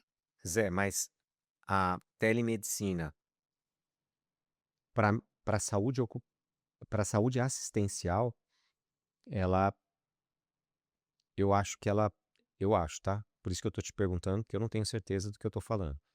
Mas eu entendo que ela tem hoje um aspecto extremamente importante, principalmente para os planos de saúde, para regular a sinistralidade, porque ela consegue criar protocolos nesses médicos e consegue manter um nível de qualidade nesse atendimento e no direcionamento para uma necessidade ou não de fazer exames. Eu estou falando como experiência de paciente. Eh, que eu acho muito bacana, porque, por exemplo, outro dia eu fui fazer uma consulta por telemedicina, o médico me atendeu muito bem, né, ele é do plano de saúde, estava lá no hospital, enfim, me atendeu muito bem, eh, e aí eu perguntei para ele, eu falei: "Mas você acha que eu tenho necessidade de fazer esse exame? Não tenho necessidade de fazer esse?" Ele me perguntou: "Ah, mas quando você fez esse exame?" Eu falei: "Fiz há 2 meses atrás." "Você tem ele aí?" "Eu tenho." Ele pegou o exame, de um exame que eu tinha feito há 2 meses atrás, ele falou assim: "Não, entendi, tá tudo bem."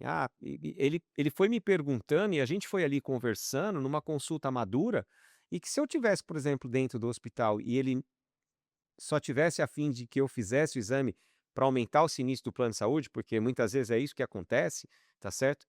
E não teria tido tanta assertividade no atendimento que ele me fez, que aliás o médico que me atendeu muito bom, eh, e me deu, fez as orientações necessárias, eh, que até na hora depois lá veio lá um NPS para eu avaliar, avaliei, deixei ali um CSAT bacana, porque é, é um outro nível de atendimento. E aí você, como paciente, você reconhece, que nem eu estou reconhecendo agora, percepção de valor, porque você fala assim: "Pô, o cara, ele teve cuidado para me perguntar, ele não simplesmente saiu nem olhando na minha cara", porque hoje, cara, desculpa, o que acontece hoje quando você chega no hospital, o cara nem olha na tua cara e fala: "Ó, raio-x, hemograma, não sei o quê, pá ele vai te enfiar um monte de coisa. E na verdade tá todo mundo perdendo nesse processo. Primeiro o paciente, porque ele, de fato, é assim: "Legal, vou te cuidar, eu vou cuidar de você, vai fazer os exames, depois eu te cuido". Porque na verdade é isso, né, ele nem pergunta se você já teve exame, se você fez, se você não fez, e na telemedicina eu senti um cuidado especial, porque assim, eu tô longe, eu preciso dar o medicamento. Também tem ali um nível de comprometimento no médico, "Espera aí meu, aqui eu tenho que ter mais cuidado para fazer a conduta, porque eu não tô vendo", né, eu entendo isso. Muitas vezes se eu tivesse ido lá no hospital, ele ia me examinar, ia pôr o esteto, ia fazer uma série de coisas, tal, né. Eu entendo tudo isso também, mas ele ia me pedir todos os exames, porque essa é conduta. É conduta, a gente sabe que é. Então assim, eh, nesse aspecto, né, nesse aspecto, eu entendo que a telemedicina passa a ser um regulador de qualidade, né, e no atendimento médico. Eu já, às vezes, com amigos, né, em grupos, eu faço essa pergunta: "Quem é atendido em telemedicina?" "Ah, eu". "Ah, não, não vou no hospital". As pessoas hoje, inclusive, não vão no hospital porque falam: "Ah, não, pô, chego lá no hospital, tá com virose, eu vou pegar virose, tenho, tá tendo síndrome lá de uma série de pessoas com gripe, né, tá disseminando, tá H1N1 de novo, tá", enfim, sempre tem alguma coisa rolando, né. Eu quando chego perto de época de férias, o pessoal desce pra praia, volta, todo mundo com virose lá tomando soro, e tal. Então, assim, as pessoas não querem ter esse nível de exposição, e a pessoa estando em casa, a pessoa não tem esse nível de exposição, né. Então, assim, a gente precisa olhar para tudo isso também, né. Esse é um ponto, bastante sensível, né. E aí eu vou fazer uma relação disso, Zé, com o que você trouxe nessa disposição de vida que o trabalhador muitas vezes tem, né. Ele pega 2 ônibus lotado, ou às vezes ele pega um trem lotado, lá dentro tem gente com gripe, com diarreia, com um monte de coisa. Esse cara tem muito mais disposição do que eu que saio com o meu carro da minha casa, paro na garagem e subo no elevador. Perfeito. Então, assim, a gente precisa tomar um pouco de É cuidado, isso. porque é muito fácil eu vir aqui e legislar dizendo que todo mundo, como se todo mundo tivesse esse padrão de vida. Você entende o que eu tô querendo dizer, cara? E essa não é uma realidade da maior parte do trabalhador brasileiro, entende? E às vezes o cara que é CEO da empresa, ele pensa que todo mundo tem o mesmo nível de vida que ele tem. Às vezes o diretor de RH da empresa acha que é assim que funciona, e não é. Você entende o que eu estou querendo dizer? Porque se a gente não entende o ciclo do trabalhador, como é que a gente vai ajudar, entende, o trabalhador a engajar melhor no propósito da empresa? Tem muita coisa que você falou aí que é social, que muitas vezes na nossa análise ela fica dispersa. "Ah, isso não me E que é importa". muito mais E isso tem uma preditor de relação, doença. sim, e isso tem uma relação direta com o que a gente fala de fatores de riscos Sim, psicossociais. total. E às vezes as pessoas, quando fala de fator de risco psicossocial, só tá relacionando o fator de risco psicossocial, com a terapia. "Ai, precisa cuidar de, eh, casamento falido", porque as pessoas gostam de falar disso. Problema de educação de pais e filhos. E não é sobre isso que nós estamos falando. Fator de risco psicossocial é a alimentação do trabalhador, é a primeira alimentação dele, é o transporte dele, é o tempo de descanso que ele tem, né, É onde ele mora. onde ele mora, né. Hoje eu estava conversando, olha só o que eu estava conversando hoje. Hoje eu estava conversando com uma médica, né, que estava reclamando, uma médica reclamando, cliente reclamando, dizendo o seguinte: "Quando eu faço atendimento por telemedicina, que eu faço muitas vezes para avaliar a saúde do funcionário, na qualidade de vida, e sim, dos programas, às vezes eu ligo para o trabalhador, ele está sem camisa, né, e aí eu notifico, eu tiro foto, eu printo tela, tal". E eu fiz um comentário para a doutora, presta atenção, eu falei assim: "Você viu da onde era a consulta?". Ela falou: "Era do Nordeste". Eu falei: "No Nordeste, você imagina a temperatura que tá?". Ela parou, eu falei: "Você sabe se a casa dele tem janela?". Zé, parece uma Não bobagem, é não nem é, Zé. ar-condicionado, Zé, é é muito. janela. Não tem janela, não Pois tem é. ar, um calor desgraçado, desculpa, mas é isso. O cara tá sem camisa, Sim, caramba. sim. Você entende? Aí eu ainda brinquei, eu falei: "Você ligou na hora certa?" Porque se você marcou e não ligou na hora certa, pode ser que naquele momento, Zé, ele tirou a camisa, ele foi atender, não sabia que era o seu atendimento. Então a gente precisa tomar um pouco de cuidado, né, porque a gente sempre analisa o mundo perfeito. E esse mundo não é tão perfeito assim. A gente tem grandes desafios. Então acho que é esse cuidado que se a gente não entende o processo, fica muito difícil de entender o comportamento de algumas questões que são básicas do dia a dia no ambiente de trabalho, né. Ô Mila, olha que coisa interessante. Eu vou trazer uma passagem que eu tive mês de abril, eu estive no Smart Cities aqui no Brasil, foi lá em Curitiba. Faço parte de um grupo aí de pessoas que discutem futuro da saúde. Tem pessoas super legais ali, que são amigos e que estão interessados de fato em tentar achar saídas para todos esses contextos aí que a gente vem conversando e tudo mais. E a gente foi falar, a gente foi apresentar esse grupo lá. Na palestra anterior, tinha um cara brasileiro que está no MIT hoje, trabalhando com o nível de orquestrador de dados, com o nível de conjugação de dados. Olha o nível de, de análise que eles chegam para falar de saúde. Eles traçaram em Dubai rotas sobre temperatura, porque o verão lá chega a 52, 53 graus.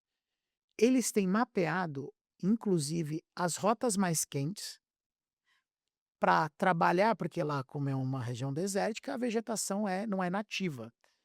Para trabalhar qual é a melhor vegetação para aquela rua, para aquela parte que tem a cobertura vegetal, para impactar de 5 a 10 graus de diferença da percepção de temperatura das pessoas que circulam ali. E eles têm mapeado, por todo esse orquestramento, quais são as zonas de menor temperatura de deslocamento a pé e aconselhamento desse deslocamento no verão. A gente não está falando de segurança, não está falando de nada, tá falando de temperatura. Eles têm um sistema robotizado nos Estados Unidos para monitorar esgoto. E esse sistema, ele fica captando amostras com o robô para fazer leitura de bactérias e vírus presentes ali, né, dentro dos dejetos que estão presentes no esgoto. E uma vez que ele tem mapeado a velocidade do esgoto na malha da cidade. Então, se ele detecta num bairro na zona norte da cidade um vírus que vai causar diarreia, ele já sabe que em 2 dias a zona sul provavelmente vai estar contaminada pelo mesmo vírus. E já vem um alerta preventivo para os serviços de saúde, para as pessoas fazerem um trabalho de conscientização. Isso é possível por conta Predição. de predição e orquestrar dado. Estou falando de que dado de saúde aqui? Mas são os maiores preditores de doença. Olha que coisa. Então, assim, fazendo um gancho aqui, eu sei que vocês trabalham isso, vocês têm um produto legal disso, mas eh, falar hoje de retrovisor, falar de sinistro, falar do atestado, Mila, isso ficou para trás. Ficou. Ficou para Isso ficou trás. para trás. Isso já é discurso batido, isso o cliente grande já não está mais fazendo. Ele quer o auxílio, e ele quer Da olhar. execução, né. Como é que eu pego esse dado antes do cara chegar aqui? O que que de fato define, né, tem vários estudos, tem estudos do ISMA, da própria OMS, que tem diferença de bairro impactando diretamente nas doenças cardiovasculares de determinados grupos que foram estudados. Imagina a da saúde mental, por ex por comunidade exposta, por violência interpessoal, né, e por várias outras coisas. Então, eh eh é um novo jeito que a gente tem que se programar. E quando a gente fala de saúde digital, ela tem capacidade de absorver muito mais do que 30% de todo o volume de saúde da de uma comunidade como um todo, com resolutividade de 90% para cima, já no primeiro atendimento. E a gente tem que lembrar o seguinte, Mila, em menos de 10 anos, os nativos digitais serão os principais consumidores do mercado de saúde no Brasil. A gente tem 5 gerações. 3 que são migrantes digital e 2 que são nativos hoje. Logo, virá uma terceira nativa. Em menos de 10 anos, a gente vai ter o mercado consumidor que é nativo digital e quer consumir saúde digital antes de qualquer coisa. Ele não quer a fila do pronto-socorro. Lógico, tem que ter uma responsabilidade, tem que ter protocolo, tem que ter um discernimento. Para qualquer nível de alteração, agora você passa pelo atendimento físico. E a gente sabe que mais de 80% desses atendimentos a gente resolve já no primário. Lembrando que é o seguinte, não adianta eu transferir o pronto-socorro giratório, na porta giratória do pronto-socorro, para uma porta digital, que o cara fica passando ali. Eu preciso ter um orquestrador que faça a navegação desse cuidado digital. Porque o dado do hospital não se comunica com o da clínica, que não se comunica Um com o laboratório? laboratório, com nada. Ele fica solto. Na saúde digital, se eu tiver um bom navegador, então eu vou falar um pouquinho, só fazendo um gancho sobre a gente na UIS acreditou nisso com o WIScare, montando um concierge do começo ao fim, onde eu já tenho a predição de quem é o usuário que está sob risco, aquele que vai apresentar risco é a população saudável. Só que eu também tenho a rede de atenção e tenho a rede de preferência, por conflito de interesse, inclusive até saber sobre o score que a gente montou, né, em conjunto com o Serasa. Então, se eu orquestro isso dentro de uma célula de concierge, eu consigo colocar o usuário certo, na jornada certa, no destino certo. Eu melhoro o desfecho, eu melhoro a percepção, que é aquilo que você falou da experiência, do NPS.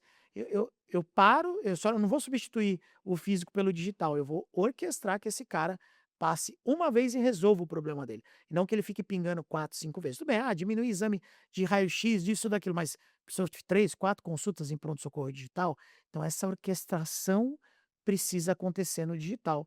E ela é muito mais fácil e eu consigo pôr os dados numa mesma esteira, coisa que no físico eu vou ter muito mais dificuldade. Legal. Mas o que você está trazendo, eu acho muito bacana. Por exemplo, uma iniciativa nossa aqui da FAP Online foi efetivamente na tela do sistema agora, a gente tem os grandes desafios que a gente tem para o dia, né? Então a gente tem ali os periódicos que a gente precisa fazer, os acidentes que houveram naquele período, se foi feita a investigação de acidente ou não, se nessa investigação de acidente teve planos de ação, se a gente está fazendo os planos de ação no tempo correto, se teve alguém que fez um exame e deu uma alteração de exame muito alta, se tem um recurso previdenciário para estar ali construindo, enfim, tem uma série de Você atividades que a está gente tem. interoperando, né? É, e aí o que acontece, Zé? A gente começou a perceber, principalmente eu sei que você tem a plataforma de formação de médicos, né, para que médico efetivamente tenha mais familiaridade com números, né, com a questão financeira, com a questão de investimento, com a questão de entender o quanto a saúde impacta os negócios. Eu acho isso super bacana, sempre indico isso para os colegas que são médicos, porque eu entendo realmente que a medicina falha, né, na formação médica, para olhar a parte de saúde como um negócio importante, né, e um negócio para os negócios, né, que eu acho que esse é um ponto muito legal que vocês pegam lá na plataforma que vocês vêm, desenvolvendo, e vêm implementando aí com muita qualidade. Eu percebo aí os feedbacks bem positivos, né, eh, que é o seguinte, eh, o agente de IA ajudar tanto os médicos como os engenheiros de segurança e os RHs, né, a entender com os dados que foram abastecidos nas plataformas, porque pensa o seguinte, Zé, imagina que eu tenho uma rede, e hoje eu recebi 500 atestados. Não tem condição do médico ficar olhando 500 atestados. Perfeito. Não tem. Quer dizer, eu sei que eu recebi 500 atestados, mas se o médico souber que daqueles 500 atestados que ele recebeu, e ele tem um agente de IA, O orquestrador está na o IA. orquestrador da IA, ele fala assim: olha, nesse mês, eu pergunto para ele, nesse mês, quantos atestados, ou hoje, quantos atestados hoje eu recebi de CDF? Perfeito? Ele traz ali, você recebeu dos 500 atestados que você recebeu, 30 são de CDF. Essa média de 30 por dia é natural ou hoje foi um pico? Ele responde, não, a média que você tem é de 25 a 35. Ele está te dando um dado que é epidemiológico ali naquele momento, tá? Não é um dado epidemiológico, mas na medida que você pede, ele vai respondendo, fica muito mais fácil para o médico fazer gestão de saúde usando um orquestrador de dados que vai trazer para você na plataforma o que você vai precisar fazer. Por quê? A gente começou a observar que tem um ponto muito crítico. Hoje a gente tem os dados todos na plataforma, né? E eu sempre questiono muito o nosso pessoal, principalmente de ciência de dados, mas também a parte médica. Agora a doutora Ana está aqui com a gente. E aí a gente estava conversando esses dias e eu falei para Ana assim, Ana, mas assim, deixa eu só comentar uma coisa que me deixa indignado. A gente abriu uma empresa, né? A gente falou assim, poxa, tem 200 pessoas ali com diabetes, vai. Ah, são diabetes. É, é, é, di- pô, o que que a gente faz? O que que a empresa faz? Nada. Tem o dado e não faz nada com o dado, é como se você não tivesse, porque ter o dado e não fazer nada é o mesmo de não ter o dado, porque você continua não fazendo nada. Então o que eu observo muitas vezes é que muitas vezes as empresas ficam perdidas com o dado que tem. Quer dizer, poxa, eu tenho aqui, sei lá, 150 pessoas que têm problema cardiovascular. O que que nós estamos fazendo com as pessoas que têm cardiovascular? E aí, Zé, eu vou ser muito, muito franco, a gente vem discutindo muito severamente isso, né? Eu, de fato, hoje, né, eu trabalhei eh, na Philips muitos anos, né? E a Philips, para mim, ela foi um exemplo em criar programas de saúde lá atrás, na década de 90, para tabagista, para etilista, para diabéticos, né, os crônicos de um modo geral, obeso, enfim. Ela dava medicamento, ela ajudava com Ziban, ela fazia um monte de coisa. Mas tem uma coisa que a gente aprendeu nesse universo. É que Dr. Walter, que trabalhava comigo, Walter Aranda, meu grande amigo, ele falava uma coisa assim: precisa ter o medicamento. Eu falei: que medicamento? É o medicamento para fazer o paciente querer. Ele falava: precisava ter um medicamento que a gente desse pro cara e falar, ele vai querer se tratar. A gente Cara, vem chamando de engajamento esse hoje, né. engajamento, mas ele falava de medicamento. Ele falava: tem que ter Não, esse fantástico. medicamento, porque efetivamente é isso, né? Eu entendo, e hoje eu acredito, né? E venho conversando muito com a doutora Ana sobre isso, né? No seguinte sentido: olha, nós, a nossa ideia é criar conexão com esse paciente, que é um trabalhador. Conexão. O que que é a conexão? E como? Via WhatsApp. 99% das pessoas está no WhatsApp. E estava conversando esses dias com o Alex, que é o cara que está orquestrando uma série de agentes de IA, falando sobre isso. Quer dizer, cara, a gente precisa conversar com o cara pelo WhatsApp. Todo dia ele precisa receber um WhatsApp nosso falando assim: olha, e aí, tá cuidando da alimentação? Tá fazendo atividade física? Não esquece, hein? Olha, isso é importante. Aquilo... pílulas, para lembrar, o cara esquece, cara. Deu para entender? Ele esquece. Só quando ele quase morreu que ele acorda para fazer o que ele precisa fazer. Então, assim, e é natural isso do ser humano. Então, como é que eu gatilho para ter esse engajamento das pessoas para se cuidar? Porque não se trata mais hoje só de ter um plano de saúde para se cuidar. Não é isso que nós estamos falando. Nós estamos falando que as pessoas não querem falar sobre aquilo que é um assunto difícil. Então, como que eu chego na pessoa para explicar para ela no dia a dia? E isso, Zé, é convencimento. É que nem é que nem prevenção de acidente. A saúde é igualzinho prevenção de acidente. Você vai ter que falar todo dia, falar, bater, mostrar caso, mostrar foto, mandar filminho. Porque eu entendo que esse vai ser o novo jeito. E ele querer ou não fazer parte de um programa, vai ter que ser uma vontade dele. Eu não, essa aqui a empresa lançou um programa, agora todos vocês vão. Não, esquece. Não, você tem que querer. Eu preciso apresentar para você o programa, mas você precisa querer, né? E aí, mesmo quem não quer, eu também não posso deixar de trabalhar quem não quer, né? Porque efetivamente o nosso papel é cuidar da saúde e segurança dos trabalhadores, né? Então, assim, eu acredito muito nesse modelo. Antes eu achava isso, se você me falasse isso há 20 anos atrás, eu ia falar, não, isso é bobeira, isso não funciona. Mas hoje as pessoas querem ter decisões sobre a própria vida. Hoje as pessoas acham que muitas vezes fazer um programa, participar de um programa que é colocado pela empresa é uma invasão. Eu vou se eu quero. Né? Então, assim, a gente precisa entender que o mundo mudou, inclusive em relação a isso. Então, assim, o que eu vejo é as empresas têm que oferecer oportunidade. Claro que muitas empresas colocam isso em meta de executivo. Quer dizer, poxa, que nem aqui a gente precisa fazer, na LG a gente precisa fazer o check-up de executivo, beleza? Faz parte da meta? Faz parte da meta. Até porque a gente tem que dar exemplo. Poxa, como que eu vendo isso para o mercado, eu apoio o mercado a construir esse modelo e internamente eu não dou isso como exemplo. Isso precisa ser um valor para a empresa. Isso é um valor para a gente, né? Então, agora é fácil falar para executivo, né? Agora falar para um chão de fábrica é muito mais difícil.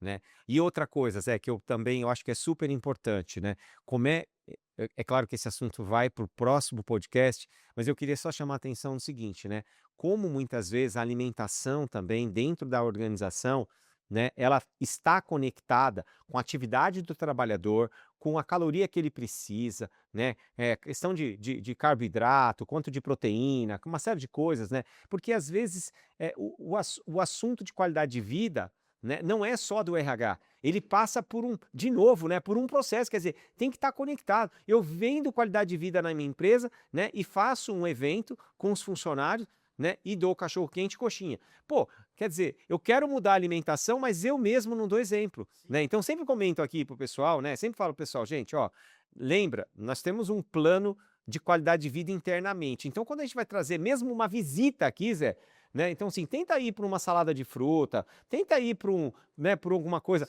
Eu prefiro água muitas vezes do que de repente alguma coisa cheia de açúcar e tal, né? Então assim, então a gente precisa também dar exemplo, porque isso sinaliza um pouco a cultura da organização, né? Senão fica uma casa de ferreiro espeto de pau, né? E isso o negócio fica um pouco E esse desconectado, esse né? pincelado já vem sendo desenvolvido com algumas temáticas interessantes, da segurança nutricional, que isso é um critério de segurança, e da cultura nutricional implementada dentro das empresas. Isso é um assunto ainda novo, está muito mais fora do país do que dentro, mas que já é uma preocupação de longevidade, de interligação entre as gerações, de exemplo no dia a dia. Então, esse é um assunto que está começando a ganhar corpo agora em discussões apuradas fora do país. A gente vê pouco movimento ainda aqui qualificado. A BQV pôs isso na pauta o ano passado, pôs isso na pauta deste ano.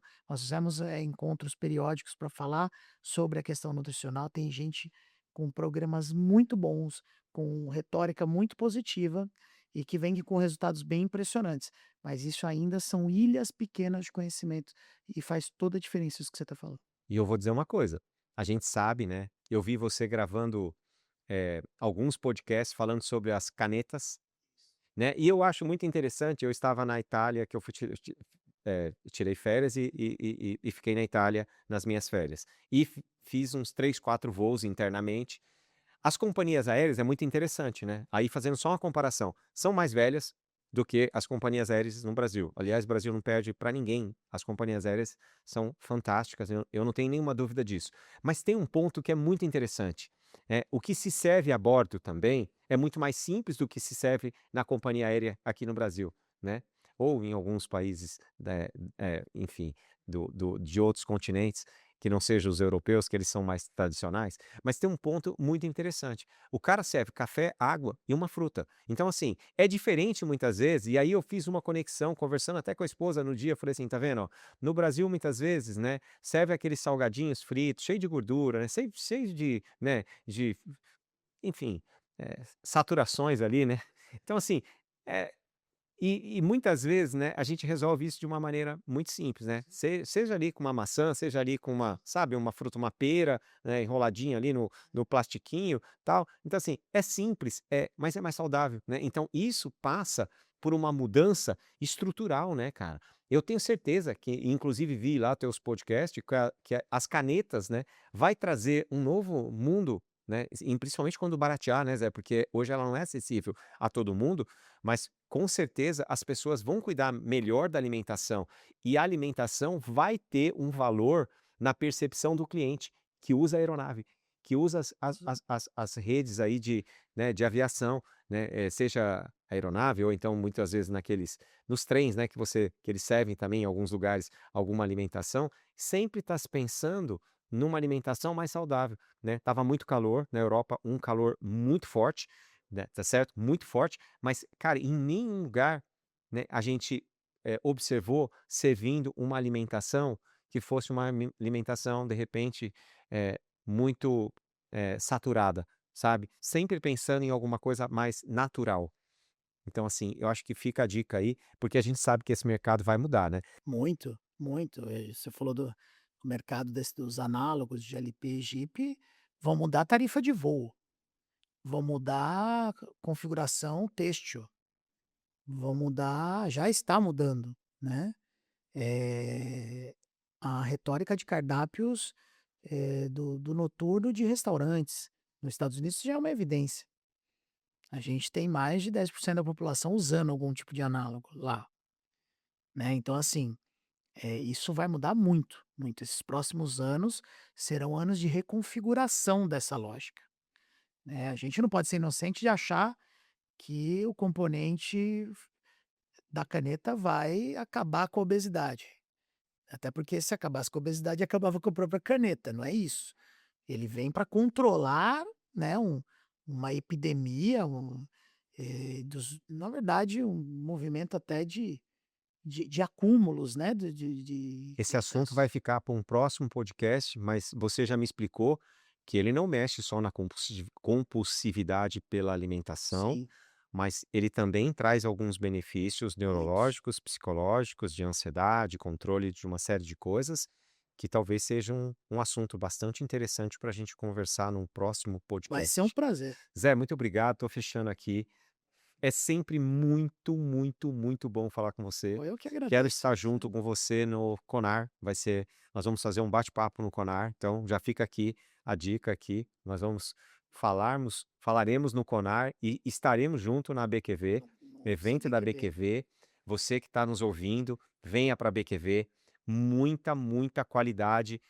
Aqueles cafés da BQV eu acho são sensacional, porque é o momento em que a gente mais se conecta com Uhum. pessoas, que a gente sabe o quanto muitas vezes os profissionais de saúde e segurança estão construindo dentro das organizações e quanto é importante essa troca de experiência, porque sempre tem ideias muito bacanas, a gente sempre aprende muito, né? E eu convido você a participar da BQV 2026. Legal, Cef, Muito pode fazer as considerações Mila, finais. obrigado, obrigado pelo espaço, agradeço aí, né, quem está nos ouvindo e nos assistindo, um grande prazer estar aqui. Nossa parceria, a BQV, sempre, né, de portas abertas em estar com um parceiro estratégico como vocês.